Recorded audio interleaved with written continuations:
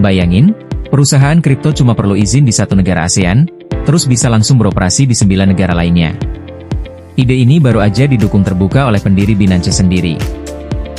Jadi, Changpeng Zhao, atau yang biasa dipanggil CZ, secara terbuka mendukung sistem passporting lisensi kripto di seluruh kawasan ASEAN. Ini disampaikan dalam acara ASEAN Tech Summit di Manila, 28 Juli 2026. Intinya, perusahaan yang udah punya lisensi di salah satu negara anggota, seharusnya cuma perlu proses persetujuan yang disederhanakan, bukan pengajuan ulang penuh, buat beroperasi di seluruh kawasan. Kenapa ini penting? Karena sekarang, Asia Tenggara gak punya sistem paspor yang berlaku di seluruh kawasan buat perusahaan kripto.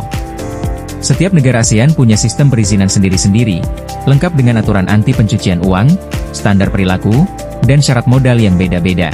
Akibatnya, perusahaan yang mau benar-benar hadir di seluruh kawasan harus jalanin proses perizinan paralel di banyak negara sekaligus, dan ini bikin biaya kepatuhan membengkak, terutama buat operator kecil yang sebenarnya udah taat aturan. Menariknya, CZ merujuk ke kerangka kerja yang udah terbukti berhasil di Eropa. Namanya MiCA, singkatan dari Markets in Crypto Assets Regulation. Di sana, penyedia layanan kripto yang udah dapat izin di satu negara Uni Eropa, bisa langsung memperluas layanannya ke 27 negara anggota lainnya. Caranya cukup dengan memberitahu regulator di negara asalnya soal negara dan layanan yang terlibat, tanpa perlu mengajukan izin baru dari nol. CZ sendiri bilang, tantangan utama dari ide ini sebenarnya bukan soal teknologi. Kutipannya, dia menyebut ini sebagian besar adalah masalah politik, dan teknologi yang mendasarinya gak menimbulkan hambatan berarti. Argumen serupa juga pernah disampaikan CEO Ripple, Brett Garlinghouse, soal fragmentasi regulasi di Amerika Serikat, bahwa ini soal kemauan legislatif, bukan soal ketidakmampuan teknis. Ide ini juga bukan tanpa contoh di kawasan sendiri. Ada namanya kerangka kerja skema investasi kolektif dari Forum Pasar Modal ASEAN, yang udah diterapkan di Malaysia, Singapura, dan Thailand sejak 2014, lalu Filipina bergabung tahun 2021.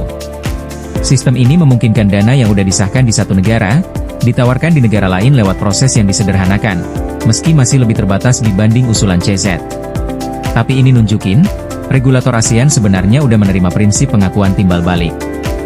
Yang belum ada, kesepakatan soal standar pengawasan dan perlindungan konsumen yang berlaku di tingkat kawasan. Jadi, usulan paspor kripto ini bisa jadi langkah besar buat industri kripto di Asia Tenggara, mengurangi biaya, meningkatkan persaingan yang sehat, dan pada akhirnya, menguntungkan konsumen. Tapi seperti yang CZ bilang sendiri, tantangan terbesarnya bukan soal teknologi. Ini soal apakah 9 negara dengan latar belakang politik berbeda bisa benar-benar sepakat.